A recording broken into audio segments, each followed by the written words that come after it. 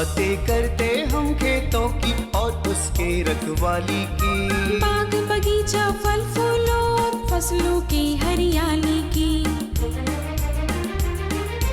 हम बीजों की बातें करते उत्तम जल संसाधन की, हम तकनीकी बातें करते फसलों के उत्पादन की। हर किसान का सपना सच हो जीवन सुखद बनाने को, गाँव-गाँव के हर आंगन का प्यारा सा ये दर्शन। कृषि दर्शन, कृषि दर्शन, कृषि दर्शन, कृषि दर्शन, कृषि दर्शन, कृषि दर्शन, कृषि दर्शन, कृषि दर्शन। किसान भाई बहन मन नमस्कार, जोहार। कृषि दर्शन कार्यक्रम में रौरेमन के बहुत बहुत स्वागत है। किसान भाई बहन मन, जैसन कि रौरेमन जानीला कि हर हफ्ता हम रौरेमन ले नवा और बेस जानकारी लेके आविला। आज भी हम रौरेमन ले नवा और बेस जानकारी लेके आई। वकील किसान भाई बहन मन जानकारी लेवे कर आगे चलू हमरे देखा थी कृषि समाचार। नमस्कार, कृषि समाचार में आपका स्वागत है। मैं हूं अर्चना। आइए देखते हैं आज कृषि समाचार में क्या है खास। किसानों के लिए लाभदायक है प्रधानमंत्री फसल बीमा योजना। मुर्गियों को रानीखेत और गंबोरो जैसी बीमारियों से बचाने के लिए कराएं टीकाकरण। खेतों में मेड़ निर्माण आसानी से करता है बॉन्ड फार्मर। सूखे, अतिवृष्टि, प्रतिकूल मौसम या अन्य प्राकृतिक कारणों से कभी कभी फसलें नष्ट हो जाती हैं। ऐसी स्थिति में किसानों को बहुत नुकसान उठाना पड़ता है। इस प्रकार के नुकसान की भरपाई करता है प्रधानमंत्री फसल बीमा योजना। इसके अंतर्गत किसान अपने फसलों का बीमा करा सकते हैं। किसान भाइयों, आने वाले खरीफ में फसलों की अच्छी पैदावार के लिए अभी अपने खाली पड़े खेत की गहरी जुताई कर लेनी चाहिए। खरीफ फसलों की बुआई से पहले गर्मियों में ही खेत की गहरी जुताई कर कुछ दिन छोड़ देने से मिट्टी की गुणवत्ता में सुधार आता है। ग्रीष्मकालीन जुताई के और भी फायदे हैं, जैसे अनावश्यक खरपतवार नहीं उगते, हानिकारक कीटों का नाश होता है इत्यादि, जिससे फसलों का उत्पादन अच्छा होता है। सब्जियों की खेती करने वाले किसान वर्तमान समय में लत्तेदार सब्जियों जैसे नेनुआ और झींगी की फसल लगा सकते हैं। झारखंड के परिवेश में नेनुआ और झींगी की अच्छी पैदावार लेने के लिए किसान नेनुआ की स्वर्ण प्रभा और झींगी की स्वर्ण उपहार नामक उन्नत प्रभेदों का इस्तेमाल कर सकते हैं। ये प्रभेद अच्छी उपज देने के साथ ही चूर्ण लासिता रोग प्रतिरोधक भी होते हैं। लत्तेदार सब्जियों में नेनुआ और झींगी हमारे प्रदेश में प्रमुख रूप से उपजाई जाती है। जो कृषक नेनुआ झींगी लगाना चाहते हैं वे नेनुआ की स्वर्ण प्रभा और झींगी की स्वर्ण उपहार नामक प्रभेद लगा सकते हैं। इनके 4 से 6 किलोग्राम बीज प्रति हेक्टेयर की दर से बुआई कर और उचित कृषि कार्यों को करके 80 से 120 क्विंटल तक नेनुआ या झींगी की उपज पाई जा सकती है। वर्तमान समय यानी गर्मी में मुर्गी पालकों को काफी सतर्क रहने की आवश्यकता है, क्योंकि इस समय मुर्गियों में रानीखेत एवं गंबोरो जैसी बीमारियों के लगने की संभावना रहती है। इन बीमारियों से मुर्गी की रक्षा के लिए एक तो टीकाकरण बहुत ही आवश्यक है, साथ ही संतुलित दाना मिश्रण देना उचित होता है। कुछ फसलों को लगाने के लिए खेतों में मेड़ बनाना आवश्यक होता है। मेड़ बनाने के काम को सुविधाजनक बनाने के लिए किसान बॉन्ड फार्मर नामक कृषि उपकरण का इस्तेमाल कर सकते हैं। इस उपकरण को बॉन्ड फार्मर कहते हैं। खेतों में आसानी से मेड़ निर्माण करने के लिए इस उपकरण का निर्माण किया गया है। इस उपकरण द्वारा एक समान मोटाई के मेड़ बहुत ही कम समय में तैयार किए जाते हैं। बॉन्ड फार्मर को प्राप्त करने के लिए किसान बिरसा कृषि विश्वविद्यालय के अभियंत्रण विभाग से संपर्क कर सकते हैं। और अब एक नजर राज्य के कुछ प्रमुख शहरों के मौसम के मिजाज पर। आज राज्य के कुछ प्रमुख शहरों के तापमान इस प्रकार दर्ज किए गए। रांची अधिकतम 34 डिग्री सेल्सियस, न्यूनतम 20 डिग्री सेल्सियस। देवघर अधिकतम 37 डिग्री सेल्सियस, न्यूनतम 19 डिग्री सेल्सियस। जमशेदपुर अधिकतम 37 डिग्री सेल्सियस, न्यूनतम 22 डिग्री सेल्सियस। मेदिनीनगर अधिकतम 35 डिग्री सेल्सियस, न्यूनतम 20 डिग्री सेल्सियस। धनबाद अधिकतम 37 डिग्री सेल्सियस, न्यूनतम 19 डिग्री सेल्सियस। कृषि समाचार में आज इतना ही। किसान भाइयों, आपसे अनुरोध है कि कोरोना का टीका अवश्य लगवाएं। साथ ही सरकार द्वारा दिए गए निर्देशों का पालन करते हुए कृषि कार्य करें ताकि हम और हमारा देश स्वस्थ रहे, सुरक्षित रहे। इसी के साथ अगले अंक तक के लिए दीजिए इजाजत। नमस्कार, जोहार। कृषि समाचार में रोरेमन तकनीक कर बारे में, उपकरण कर बारे में, मौसम कर हाल कर बारे में और कृषि संबंधी नवा नवा जानकारी मिलक। एखन बेरा हो जा है एक छोटा सा विराम के। हम विराम के बाद घूर के आवा थी और रोरेमन के जानकारी देवा थी।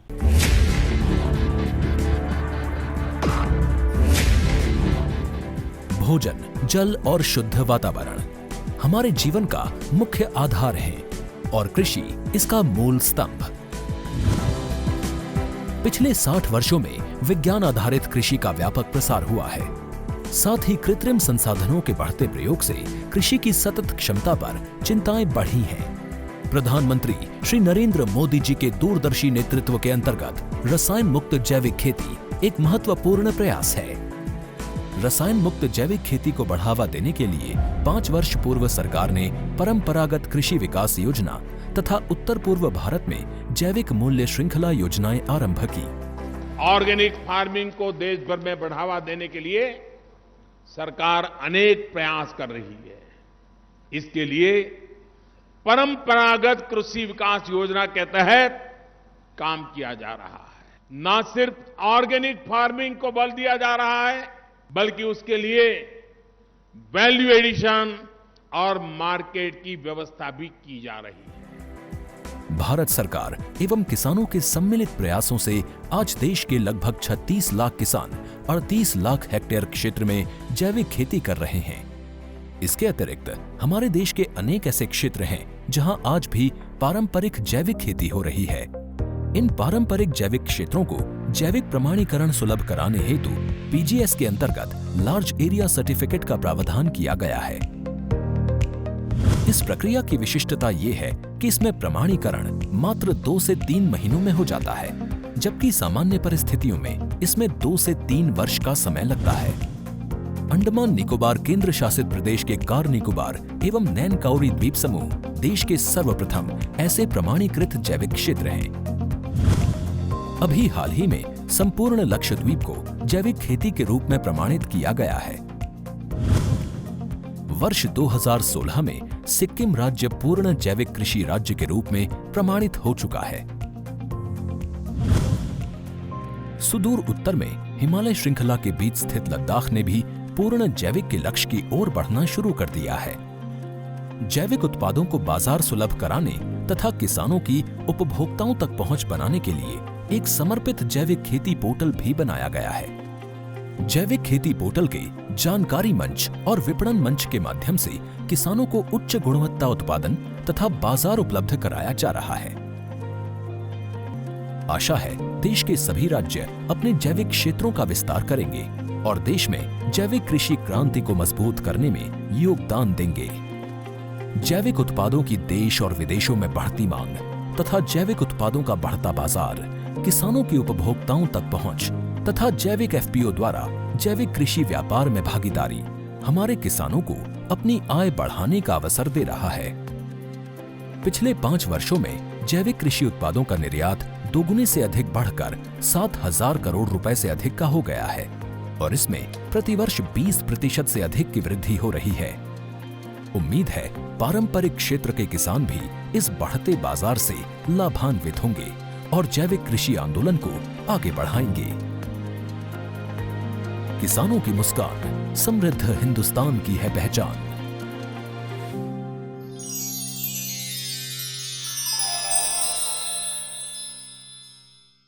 किसान भाई बहन मन, विराम के बाद एक बार और मन के फिर से स्वागत है। तो चलो अपन कार्यक्रम के हम आगे बढ़ाती जानकारी की ओर। आज का जो जानकारी है वो बहुत सुंदर जानकारी है नहीं? ये जानकारी जो है कि पशु मन ले हरा चारा कर महत्व, ये तो बहुत सुंदर है कि भाई देखो गर्मी कर मौसम और पशु मन के हरा चारा चाहिए है नहीं? काले क्यों मन के सूखा चारा देवल से पशु मन बीमार पड़े ना, उमन कर त्वचा खुरदरा हुआ ना और उमनकर दूध कर कमी होएला। तो चलू इस जानकारी के सीधे हमरे फीचर कर माध्यम से लेवा थी। पशुओं में हरे चारे का होना अत्यंत आवश्यक है। यदि किसान चाहते हैं कि उनके पशु स्वस्थ रहें और उनसे दूध और मांस का अधिक उत्पादन मिले, तो उनके आहार में वर्ष भर हरे चारे को शामिल करना चाहिए।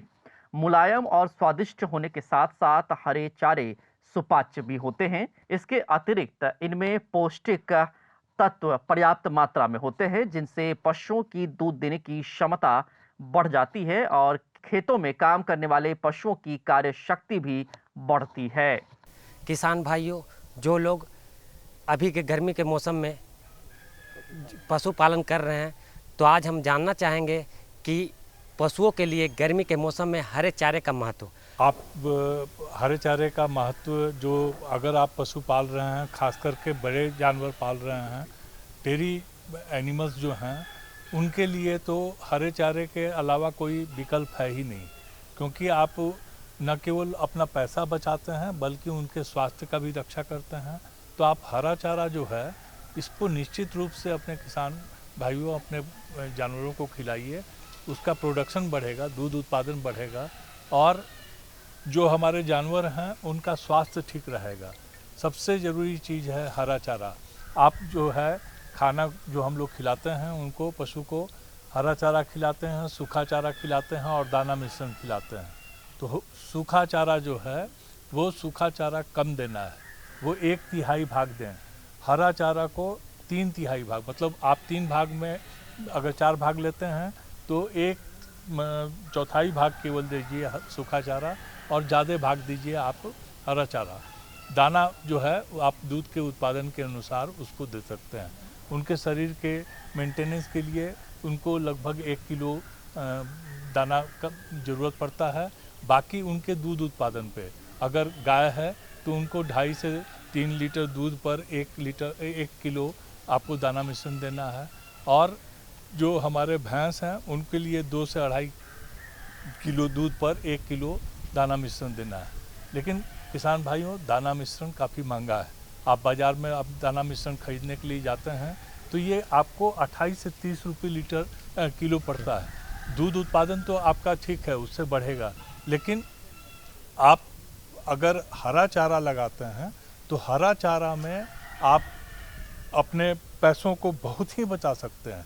हरे चारे के अभाव में पशुओं को विटामिन ए प्राप्त नहीं हो पाता है और इससे दूध उत्पादन में भारी कमी भी आ सकती है। साधारणतः किसान भाई अपने पशुओं को वर्ष के कुछ ही महीनों में हरा चारा खिला पाते हैं। इसका मुख्य कारण ये है कि साल भर हरा चारा पैदा नहीं कर पाते। तो हरा चारा जो है, खास करके अभी जैसे गर्मी का दिन है, इस समय में आप मकई लगा सकते हैं, ज्वार लगा सकते हैं। ये दोनों चीज़ जो है, बोदी लगा सकते हैं।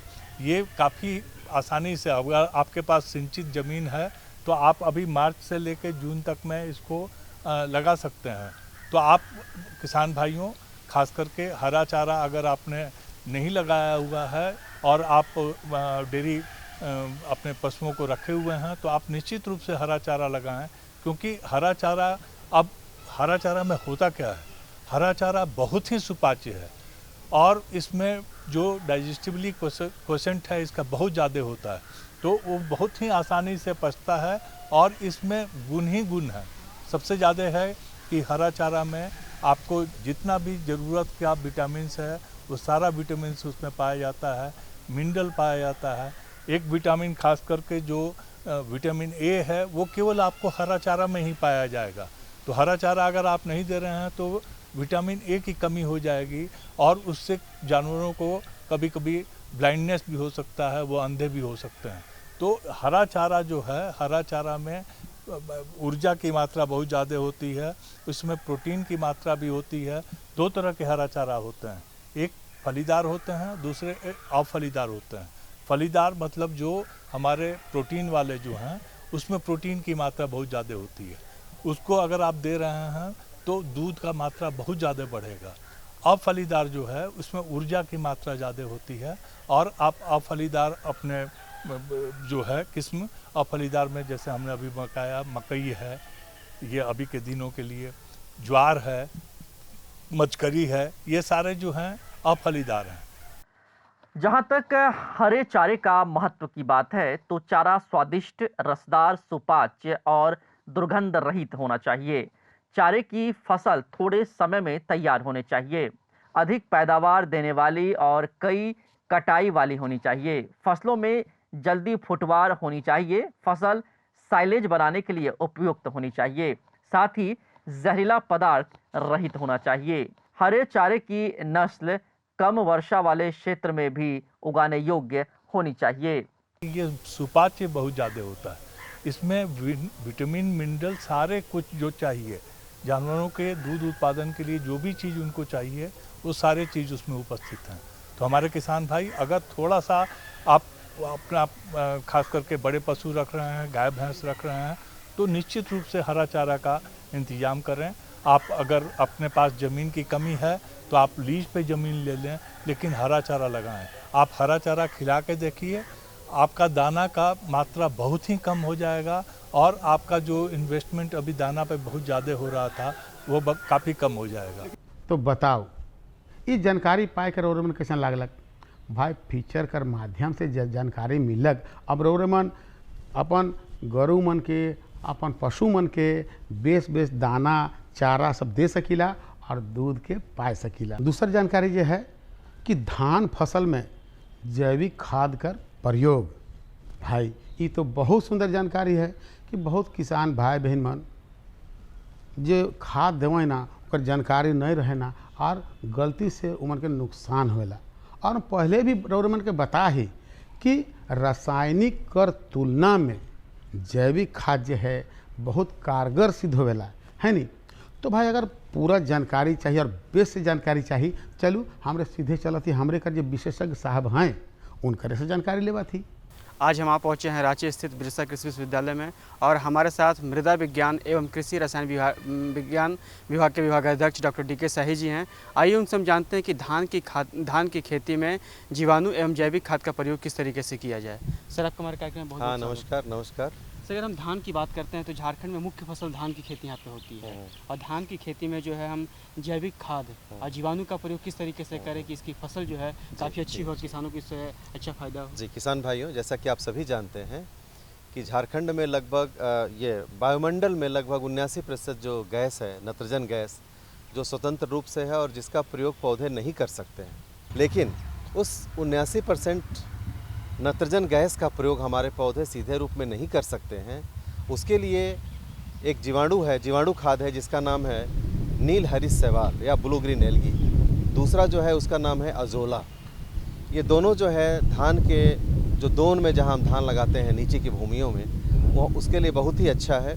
और ये दोनों जीवाणु खाद जो है नाइट्रोजन जो आप यूरिया से डालते हैं उसके कमी को पूरा करता है। अगर मान लीजिए कि आपके खेत में यूरिया खाद डालना है, नाइट्रोजन डालना है 50 किलो, तो आप 25 किलो जो है ब्लू ग्रीन एल्गी और अजोला के द्वारा दे सकते हैं और बाकी जो आधी मात्रा है वो आप यूरिया के द्वारा और किसी अन्य DAP रासायनिक खाद के माध्यम से दे सकते हैं।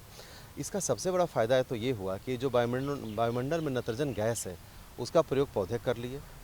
दूसरा जो है जो हम रासायनिक खाद डालते हैं जिससे कि आपने सुना होगा कि मिट्टी जो है ख़राब हो रही है, मिट्टी का स्वास्थ्य ख़राब हो रहा है, तो वो उससे बच जाता है। तीसरा सबसे बड़ा फ़ायदा ये है कि आपका जो पैसा लगता है DAP यूरिया खरीदने में उसकी बचत हो जाती है। मैं बता दूं पहले कि जो हमारा नील हरित शैवाल है, ब्लू ग्रीन एल्गी जिसको बोलते हैं, ये आप अपने घरों में बना सकते हैं। इसके लिए कोई मशीन की ज़रूरत नहीं है। आप बिरसा कृषि विश्वविद्यालय के मृदा विज्ञान एवं कृषि रसायन विभाग से इसका बीज ले जाएं और अपने घरों के आसपास जो ज़मीन खाली पड़ी है उसमें आप 2 मीटर लंबा, 1 मीटर चौड़ा और 6 इंच गहरा गड्ढा खोद दें। नीचे उसमें प्लास्टिक बिछा दें और उसमें पानी भर करके 200 ग्राम SSP और 2 ग्राम सोडियम मॉलिब्डेट नामक रसायन को खूब अच्छी तरह से मिला दें और मिलाने के बाद उसमें पानी भरें। 6 इंच का गड्ढा है तो करीब 4 इंच भर देना है और इस नील हरित शैवाल के कल्चर को 1 मुट्ठी 100 ग्राम आप डाल दें। ऐसे 4-5 गड्ढा आप बना लें और एक बार में 2 से 2.5 किलोग्राम आपको नील हरित शैवाल मिल जाएगा। आप इसको जब भी टेम्परेचर जाड़ा के बाद, फरवरी के बाद आप शुरू कर दीजिए बनाना और बना करके अपने पास रखिए। ये खाद 2 साल तक इसकी वैलिडिटी होती है, 2 साल तक ये एक्सपायर नहीं करेगा। और जब भी धान की खेती करनी हो तो धान के खेती के रोपाई के 1 सप्ताह के बाद 10 किलोग्राम पर हेक्टेयर के हिसाब से आप अपने खेत में इसको फैला दें। खेत में उसमें पानी लगा रहना चाहिए और आप देखेंगे कि 1 सप्ताह के बाद उस पूरे खेत में एक हरे रंग का परत बन जाता है। वही नीलहरी शैवाल है। आप जो नीलहरी शैवाल कुआं पर देखते हैं, पानी जहाँ जमा है, ये वही चीज़ है, लेकिन उसकी जो जाति है वो अलग है। हम लोग जो यहाँ प्रयोगशाला में जो इसको डेवलप करते हैं, ये भारतीय कृषि अनुसंधान संस्थान दिल्ली से हम लोग लाए हैं इसको, जिसमें 4 जो प्रजातियां हैं, एनाबीना, नोस्टक, ओलोक, सीरा और टोलिपोथ्रिक्स, ये 4 जो नीलहरी शैवाल की जो किस्म है, ये नाइट्रोजन का स्थिरीकरण ज़्यादा से ज़्यादा करती है। और ये चारों जो है इंडिया के, भारत के सभी जलवायु के क्षेत्र में कहीं भी इसका प्रयोग हमारे किसान भाई करेंगे तो वो उस खेत में इसका फ़ायदा देता रहे। डॉक्टर साहब, हम कह सकते हैं कि जो जीवाणु है, नीलहरित शैवाल है, अजोला है, वो काफ़ी मतलब इको फ्रेंडली है, नुकसान इससे मतलब पर्यावरण को कहीं कोई नुकसान नहीं है। अगर हम झारखंड की बात करते हैं, यहाँ की मिट्टी जो है अम्लीय है, तो यहाँ की मिट्टी के लिए अजोला और ब्लू ग्रीन कितना लाभप्रद साबित होगा? देखिए, यहाँ की मिट्टी अम्लीय है। लगभग 10 लाख हेक्टेयर की जो मिट्टी है वो अम्लीय है। लेकिन हम धान की खेती ज़्यादातर दोन में करते हैं, जो सबसे निचली भूमि है उसमें करते हैं, तो वो मिट्टी हमारी अम्लीय नहीं है। इसलिए कि यहाँ की मिट्टी के जो है ऊपरी निचली सतह बना हुआ है और लगभग 50% से ज़्यादा हमारा जो मिट्टी है वो अंडुलेटिंग है। तो ऊपर जब बारिश होती है, चूँकि यहाँ रेनफॉल लगभग 1500-1600 साल का होता है, तो जितने भी क्षारीय तत्व होते हैं, सोडियम है, कैल्शियम है, मैग्नीशियम है, ये सब ऊपर से धुल करके नीचे जाके जमा हो जाते हैं। और जब ऊपर से नीचे जाते हैं तो ऊपर की मिट्टी अम्लीय बन जाती है और नीचे की मिट्टी जो है जो अम्लीय थी वो उदासीन हो जाती है। तो नीचे की मिट्टी काफ़ी अच्छी होती है, उसमें अम्लीयता का प्रॉब्लम नहीं है। आप उसमें इसका प्रयोग करें और ये बहुत इको फ्रेंडली ये खाद है। इससे न मिट्टी के स्वास्थ्य पर कोई प्रतिकूल प्रभाव पड़ता है, न इन्वायरमेंट में कोई प्रतिकूल प्रभाव पड़ता है, न इसको खाने वाले के ऊपर इसका कोई असर पड़ता है। सर, ये तो आपने बताया जीवाणु के बारे में कि जीवाणु कितना लाभप्रद हमारे धान की खेती के लिए है। और जैविक खाद की बात करते हैं, अभी जो प्रचलन काफ़ी बढ़ रहा है, सरकार विचार रही है कि हमारे किसान जो हैं जैविक खेती करें। हम धान की बात करते हैं तो जैविक खेती का प्रयोग जो है, जैविक खाद का प्रयोग कितना लाभप्रद होगा, कितनी मात्रा में करें, किस तरीके से करें? हमारे किसान भाई, सबसे पहले हम ये बताना चाहेंगे कि धान के खेत में अगर आप दोन में खेती करते हैं तो उसमें आपको जैविक खाद प्रयोग करने की ज़रूरत नहीं है बहुत ज़्यादा, क्योंकि नीचे की मिट्टी हमारी बहुत उपजाऊ है। लेकिन अगर आप मध्यम भूमि में और ऊपरी भूमि में डायरेक्ट सीडेड राइस, जो सीधी बुआई करते हैं धान का, अगर करते हैं तो उसमें आप जैविक खाद का प्रयोग करें। इसके अलावा अगर सब्जी की खेती करते हैं, मक्के की खेती करते हैं, तो ऊपर की भूमियाँ चूँकि अम्लीय स्वभाव की हैं, तो सबसे पहला काम ये करना है कि जो हमारी ऊपरी की भूमि है, जो टाँड़ जिसको आप बोलते हैं, तो उसमें आप चूना 4 से 5 क्विंटल पर हेक्टेयर के हिसाब से ज़रूर मिला दें। उससे क्या होगा, वहाँ की मिट्टी अम्लीय हो उदासीन हो जाएगी और जो पोषक तत्व वहाँ उपलब्ध हैं वो पौधों को मिलना शुरू हो जाता है। तो ज़्यादा से ज़्यादा पोषक तत्व जो है वो पौधों को मिलता है। दूसरी बात, जो हमारी सब्ज़ी वाली भूमियाँ हैं और जो ऐसा कोई भी खेत जिसमें हम धान नहीं लगाएंगे, सब्जी लगाएंगे, अनाज लगाएंगे, मक्का लगाएंगे, उसमें आप जैविक खाद का प्रयोग करें और जैविक खाद बनाएं अपने घर में। आप खरीदने नहीं जाएं, क्योंकि वो महंगा पड़ेगा। चाहे वो केचुआ खाद हो, चाहे कंपोस्ट खाद हो, आप अपने घर में बना लें। अपने घर से जो अवशेष निकलता है, सड़ा गला, थोड़ा गोबर मिला करके, खेतों में जो निकलता है पुआल, मूंगफली का तना जो निकलता है बेकार, उस सबको मिला करके गड्ढे में सड़ाएं 6 महीना के लिए और उस खाद को अपने खेत में प्रयोग करें। सबसे बड़ा फ़ायदा तो इसका ये हो रहा है कि आज जो मिट्टी का स्वभाव जो है ख़राब हो रहा है, मिट्टी की स्वास्थ्य जो ख़राब हो रहा है, मिट्टी में आप खाद डाल रहे हैं उसका रिस्पांस नहीं दिख रहा है, इसलिए कि मिट्टी की जो उत्पादकता है वो धीरे धीरे घट रही है। और ये उत्पादकता बढ़ाने के लिए हमको जैविक खाद का प्रयोग करना ज़रूरी है। चाहे वो ऊपरी टाँड़ में हम धान लगाएं, सब्ज़ी लगाएं, मक्का लगाएं, उसके लिए जैविक खाद बहुत ही ज़रूरी है। और जैविक खाद एक ऐसा खाद है जो संपूर्ण खाद जिसको आप बोल सकते हैं। ठीक उसी तरह से जैसे हम दूध को बच्चों के लिए संपूर्ण भोजन बोलते हैं, इसलिए कि इस जैविक खाद में सारे पोषक तत्व जो पौधों को चाहिए उपलब्ध होते हैं। उनकी मात्रा कम होती है, सूक्ष्म मात्रा में होती है, लेकिन होती है। लेकिन केमिकल के माध्यम से जब हम खाद डालते हैं तो सिर्फ नाइट्रोजन डालते हैं, फास्फोरस डालते हैं और पोटेशियम डालते हैं, बाकी तो हम कुछ डालते नहीं हैं। और लगभग 18 पोषक तत्व की आवश्यकता हमारे पौधों को पड़ती है, जिससे वो स्वस्थ रहते हैं और अच्छा उपज देते हैं। तो जो जैविक खाद है ये काफ़ी अच्छा है, इको फ्रेंडली है, वातावरण के लिए अच्छा है, मिट्टी के लिए अच्छा है, हम मानव और पशु के लिए भी अच्छा है। तो बताओ, आज कर ये दुयो जानकारी रोड के दिली ये कैसन लागल? बेस है नहीं? तो देखो किसान भाई बहन मन, कहे कर मतलब है कि अगर ऐसा कोई जानकारी रौठीन है या हमरे से कोई जानकारी चाहिए तो पता के जरूर लिखो। पता है कार्यक्रम कृषि दर्शन द्वारा केंद्र निदेशक, दूरदर्शन केंद्र रांची रोड रांची और पिन कोड संख्या है 834001। तो आज इजाज़त दो मकील एहे दिना और एहे बेरा नवा जानकारी के साथ और उपस्थित हुआ। तब तक इजाज़त दो, नमस्कार, जोहार। हम बीजों की बातें करते उत्तम जल संसाधन की, हम तकनीकी बातें करते फसलों के उत्पादन की। हर किसान का सपना सच हो जीवन सुखद बनाने को, गाँव-गाँव के हर आंगन का प्यारा सा ये दर्शन। कृषि दर्शन, कृषि दर्शन, कृषि दर्शन, कृषि दर्शन, कृषि दर्शन, कृषि दर्शन, कृषि दर्शन, कृषि दर्शन।